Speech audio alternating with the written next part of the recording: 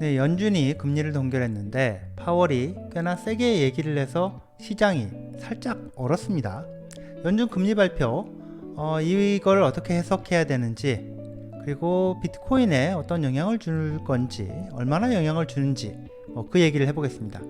비트코인은 황소장, 불장, 이게 아직 시작도 안 했다는 얘기도 할 겁니다.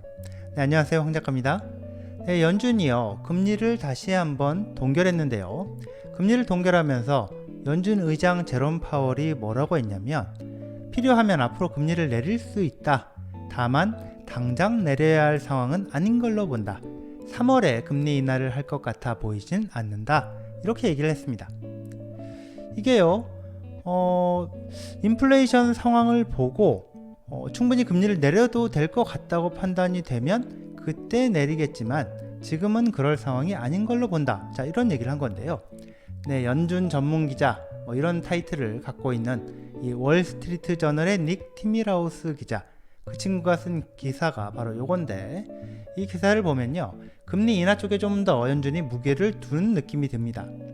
기사 본문에 보면 연준 예상보다 경기 지표가 좋게 나오고 있는 게 사실이긴 한데, 물가 임금 상승세는 상당히 줄어들면서 예상보다 인플레이션이 빨리 하락할 가능성이 있다는 내용을 이 닉 티밀하우스 기자가 언급을 하고 있습니다. 자, 그 얘기는 연준이 조만간 금리를 인하하기 시작할 가능성을 좀 더 높게 보고 있다는 걸로 해석이 됩니다. 파월이요, 오늘 기자회견에서 이 3월 금리 인하 가능성에 상당히 부정적인 발언을 했는데요. 3월 회의 때, 3월의 연준 회의 때 금리를 인하할 수 있을 걸로 보지는 않기는 한데 상황을 지켜보자, 이렇게 얘기를 한 건데, 사실 파월로서는요, 3월에 금리 인하를 결정을 하더라도, 또 그럴 가능성이 상당히 높다고 지금 생각을 한다 하더라도 오늘 당장은 이렇게밖에 얘기를 하지 못하지 않을까.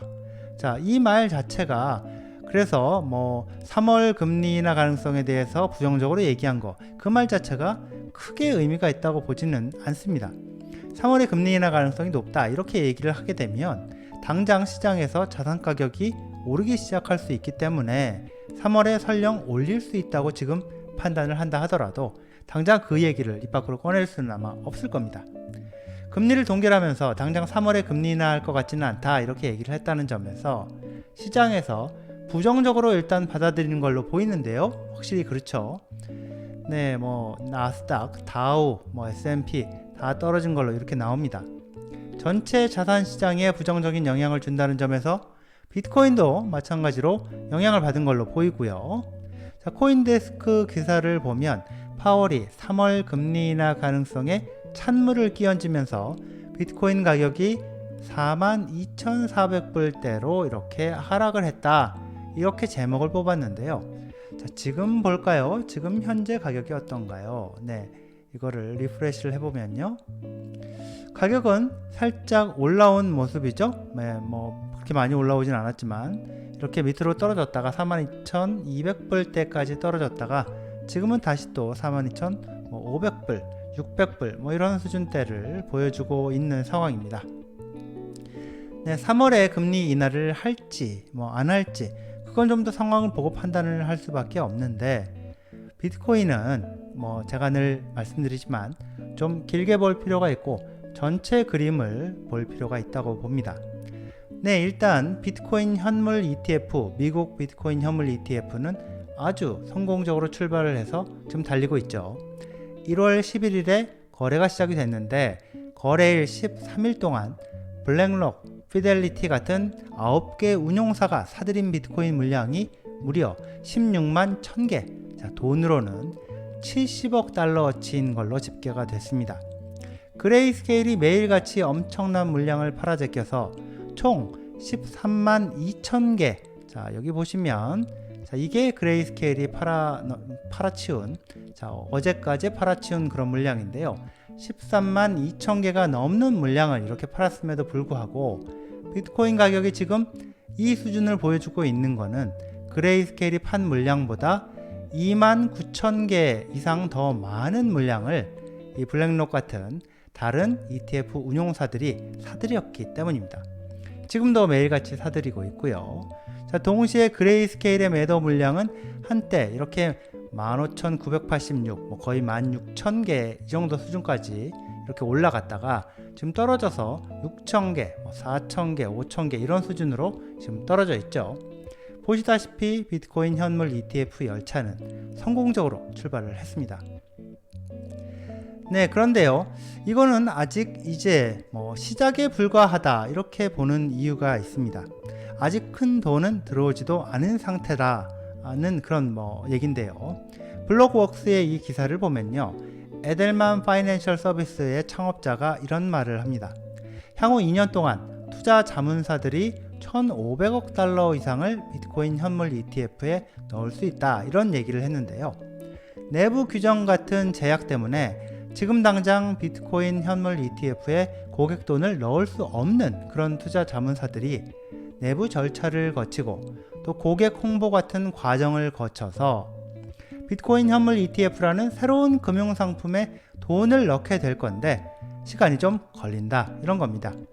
메릴 린치, 모건 스탠리, 또 웰스파고 이런 대형 금융기관을 비롯해서 고객한테 투자 상품을 제공하는 그런 투자자문사, 금융투자기관의 80% 정도는 당장 비트코인 현물 ETF를 제공할 수가 없는 상태고, 그동안 암호화폐 관련 상품을 제공하지 못하던 기관들이 비트코인 현물 ETF라는 상품을 제공을 하려면, 거기다 돈을 넣으려면 6개월에서 1년 정도가 필요할 수 있다. 이게 이 기사에서 갤럭시 디지털의 리서치 팀장 알렉스 소언이라는 사람이 분석을 하는 겁니다.